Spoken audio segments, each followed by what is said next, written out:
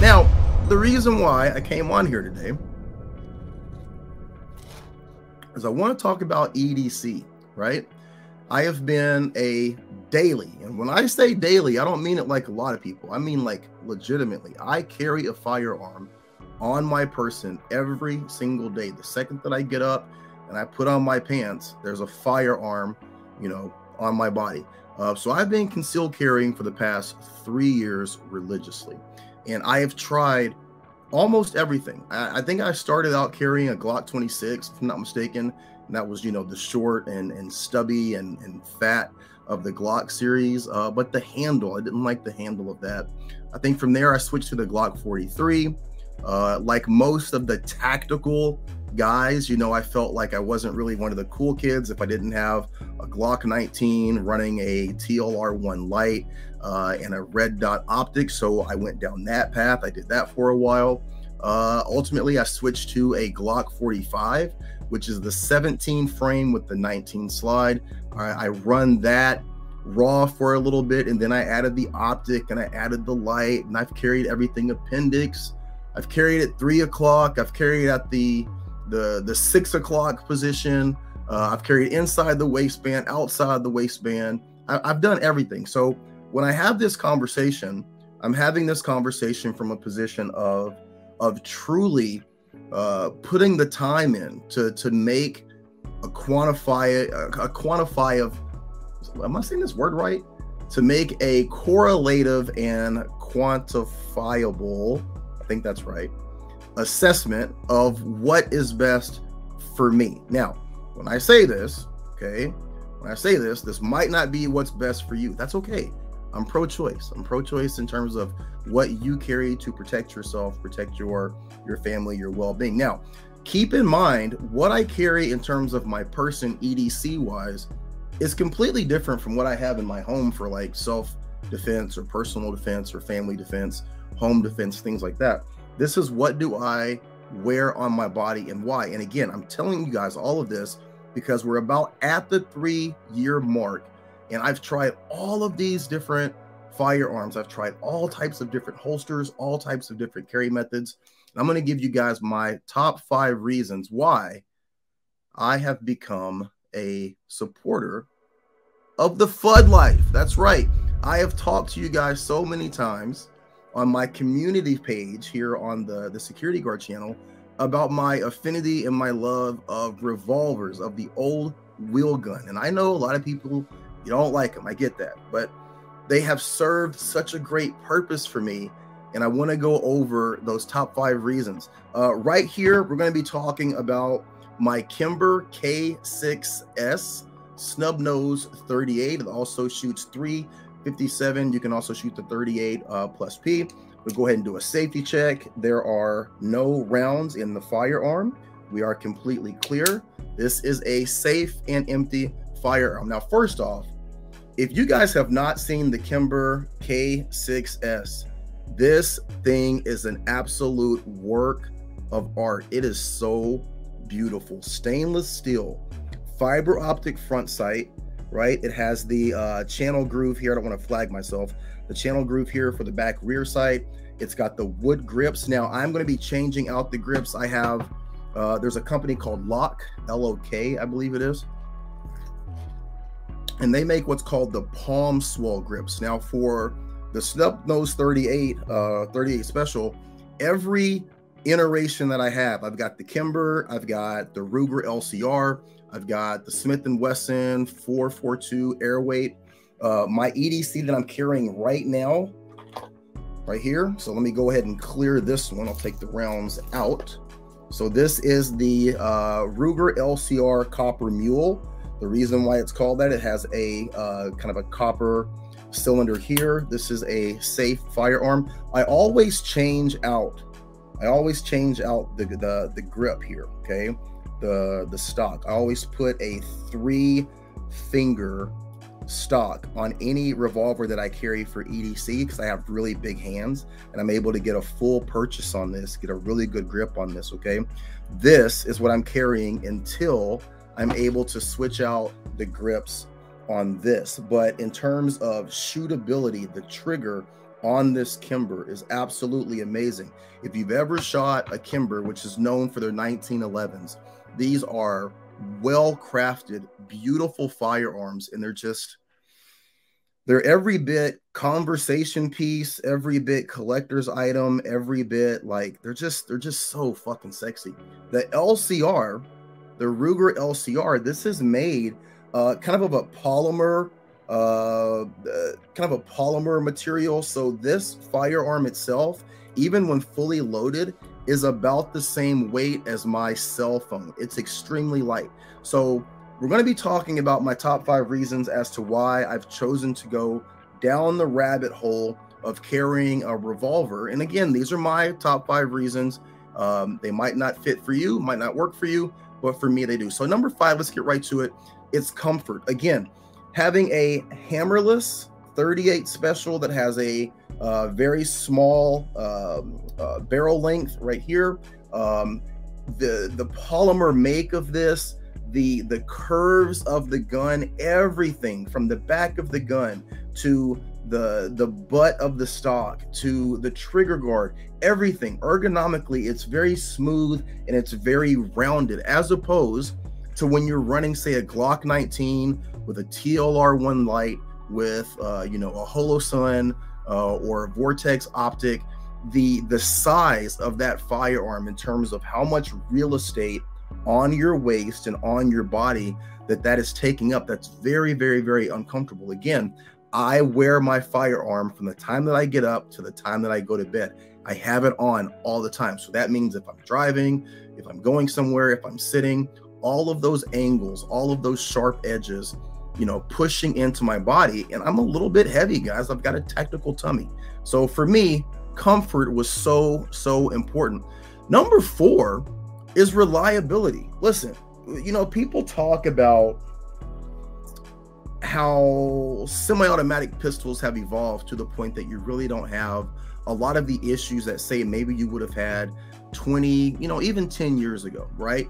Your standard Glock 19, your HK, anything that's made from a company that is a reputable firearms production company, you're going to have a fairly reliable firearm. However, I have had things like magazine springs that have failed. I have had issues with, slides or any host of things. And that's not to say that something like a snub nose is not going to have issues.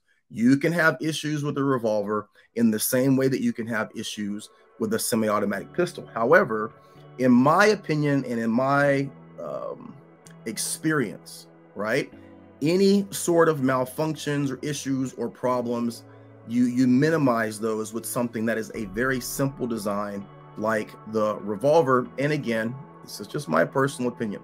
Number 3 is going to be the price point. Your firearms now, where you're putting your time and your money into, your optics, into your magazines, anything that you're doing to customize those firearms, it runs the price up. For the same amount that I would drop on a well-reputable semi-automatic firearm that's tricked out to the standards of most of the tactical guys that are on YouTube or in the 2A community, I can pick up 2 of these, if not maybe 3 if I'm getting a couple of used ones.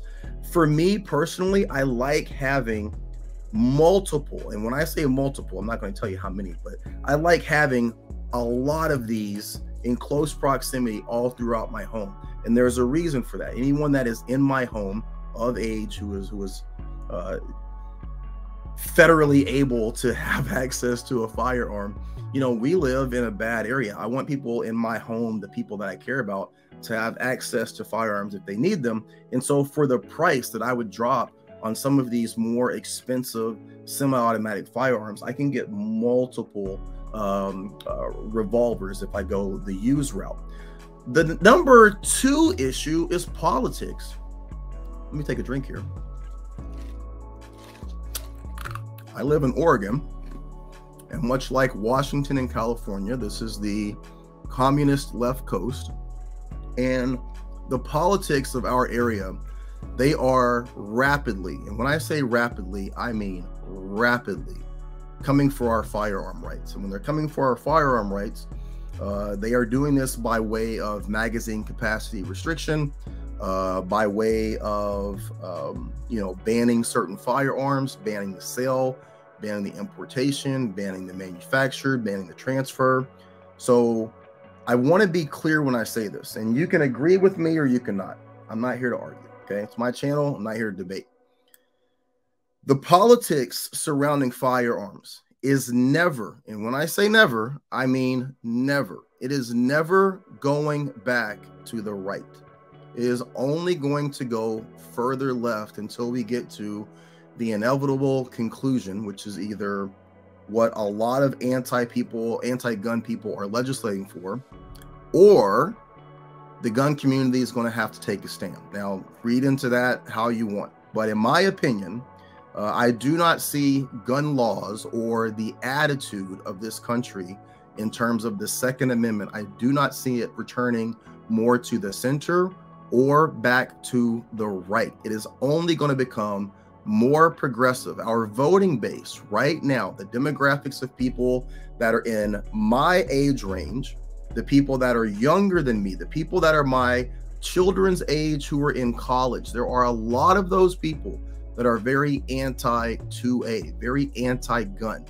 Groups like Moms Demand Action, groups like, Everytown USA, all of these anti-gun legislation groups are only gaining more traction in terms of their political influence and in terms of how these future generations that are coming up, kids that are in middle school, kids that are in high school, they are fully indoctrinated into the bullshit that these organizations are putting out, and they 110% are being taught, being trained, being indoctrinated into an anti-gun view and into anti-gun legislation support. And ultimately, those are the people that are going to be voting in large number. Those are going to be the people that are running for political office. Those are going to be the people that are going to be taking the reins in terms of city government, municipal government, state government, and ultimately our federal government. Those people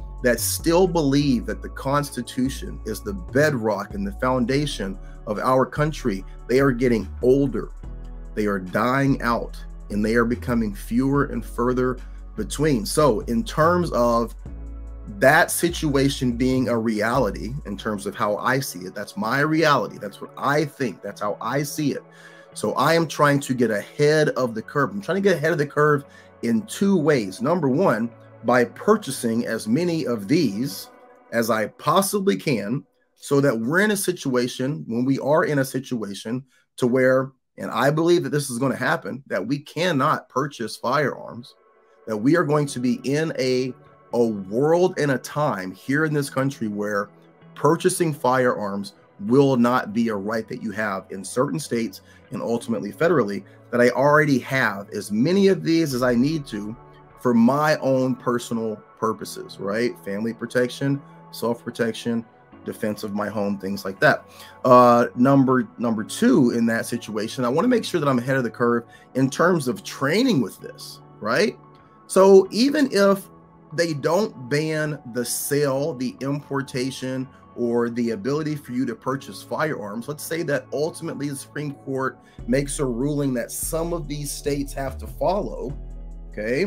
What they can do is regulate items like accessories, items like magazines, items like red dots. Listen, is it out of the realm of possibility that a red dot could become a point of contention in terms of what we can or cannot have on our firearms? That could happen, and I see that happening. So if that is the case, I still have to protect myself. I still have to protect my family. I still have to protect my interests. And in that case, I want to make sure that I'm ahead of the curve in terms of being proficient with something like this. Number one is going to be ease of use. Now, shooting a snub nose revolver, specifically this Kimber, shooting this Kimber is not necessarily easy. specifically if you're shooting it with 357. Something that small, I don't understand why someone would shoot that with 357 Magnum. I get it from like a ballistic standpoint, but in terms of controlling the recoil, it's very, very difficult unless you have super good basics and super good grip. But most people, they don't really have that. Now, if you shoot this in your standard 38, frangible 38, defensive round 38, it's a great gun. And when I say ease of use, I don't mean for me. I mean for people like my wife. Listen, I have tried over the past 4 years to walk my wife down this path of concealed carry, personal protection, getting into firearms. It's just not her thing. And we have to, as men, as husbands, as leaders, as providers, as protectors, we have to also give some leeway to the people in our families. I think that we try and take the reins and we go, look, this is something that you need to be able to do, something that you need to be cognizant of. And I want you to train. I want you to take this class. I want to take you to the range and show you some of these things. Some of the people in our life, they're just not going to do it. So as much as I have tried to get my wife to understand how to drop a magazine, you know, reload that magazine, how to clear malfunctions, things like that in terms of a semi-automatic pistol, it's not going to happen. She's not going to do it. She doesn't care. It's just not going to happen. But again, much like my own personal protection, she still needs to be able to protect herself. She needs to be able to protect herself when she's out and about on her own, and she needs to be able to protect herself here within our home when I'm not here. So what do? That necessity of protecting herself doesn't go away because she doesn't want to manipulate a semi-automatic firearm. So the answer, again, revolvers, right? Very simple. Bullets are already in there. They're located in a secure area that only she's aware of and I'm aware of, and she can get to if need be. The one that potentially she'll have on her body now that she's getting her concealed carry license. These have a double action trigger only. There is no hammer, so it has a very, very heavy trigger pull. You're talking, I think, 9 pounds on the trigger pull. You have to intentionally pull that trigger in order for it to go off. The chance for there being a negligent or accidental discharge are extremely low. And it's very, very simple in terms of close quarters, close up personal combat, which, in my opinion, that is the biggest threat that we are facing here in Portland. Now, some of you, you want to carry that Glock 19 with 18 rounds and have 3 extra magazines and run with, a boot gun and a backup. Hey, to each their own. For me personally, that seems like a little bit much based on what I am assessing as my threat. Now, listen, remember, I work anywhere from 60 to 80 hours a week, working with the demographic of people who are most likely to try and harm me or harm my family. I'm vehemently aware of them, vehemently aware of their patterns, vehemently aware of what they do in terms of how they approach people, harm people, what the possibility of robbery or assault is in this area. And for me, I think that more than anything, God forbid, if I were to end up in a situation, it is going to be a hands-on situation that turns into a wrestling match that ultimately, if and when I have to pull this for my own personal protection under the lawful requirements of having to do so, I think that this is going to be something that I will be happy with in terms of breaking that contact. Now, I don't foresee myself ever under any circumstances getting into a shootout where I'm having to lobby 15 rounds back at someone. Now, is that possible? Yes. But if you're carrying that 9mm Glock 19 and you've got the 18 round magazine in it and you've got a spare, okay, let's say you're running 36 to 40 rounds. What if the person that you're shooting has 45 rounds? What if they have 50, right? We can play the what if game. We can spread that out on a long enough timeline, and we can find any anecdotal evidence where it's going to be a counter to what you have as being adequate for your personal protection. But for everything that I've experienced over the past 3 years, working those 80-hour weeks in some of the worst areas of Portland, knowing who I have living directly across the street from me, the crackheads that are in my neighborhood, I think having a 6-shot revolver similar to this It's going to be okay in conjunction with my situational awareness and understanding of where I'm at and what I'm doing. But again, I could be wrong and I could pay the price for that. So I am willing to accept the possibility that I may be wrong, and I might find myself in a situation where I'm vastly outgunned or underprepared. However, I think all things being equal, understanding what I understand about my personal situation, these are proving to be the best EDC for me.